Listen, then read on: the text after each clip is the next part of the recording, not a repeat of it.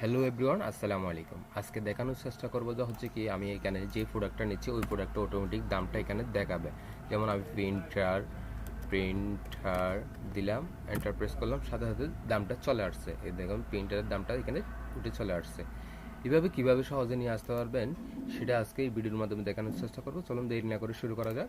আমরা যে কোনো একটা ঘরে আমরা এখান থেকে আজকে অন্য রকমের একটা যোগ করব, সাম করব। সেটার জন্য আমরা এটাকে দিলাম, এরপর ডি আপনারা ডি সাম ডি সামটাকে প্রেস করবেন। এরপর কি করবেন, রেঞ্জটা ধরা দিবেন। এই রেঞ্জটা ধরা দিবেন, আপনার নির্দিষ্ট রেঞ্জ যদি হয় আপনি নির্দিষ্ট রেঞ্জটা ধরা দিবেন, কমা দিবেন।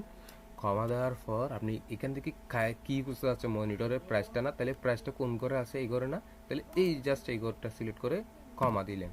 এখন কি চাচ্ছেন, অ্যামাউন্ট খার চাচ্ছেন এই প্রোডাক্ট আইডি না, তাহলে এই দুইটা ঘরটা সিলেক্ট করে দিবেন।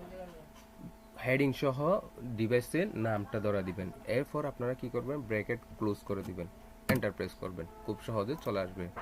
দেখেন একদম ইজি হবে। এখনো যদি আমি মাউস দিই, এখানে আমি মনিটরটা কেটে যদি মাউস দিই, MOUSE মাউস দিলাম, এন্টার প্রেস করলাম, সাথে সাথে মাউসের দামটা চলে আসছে। এইভাবে আপনারা চাইলে ডি সামের ভিত্তিতে কাজটা করে নিতে পারবেন। ভিডিওটি ভালো লাগলে লাইক, কমেন্ট এবং শেয়ার করতে ভুলবেন না। আসসালামু আলাইকুম।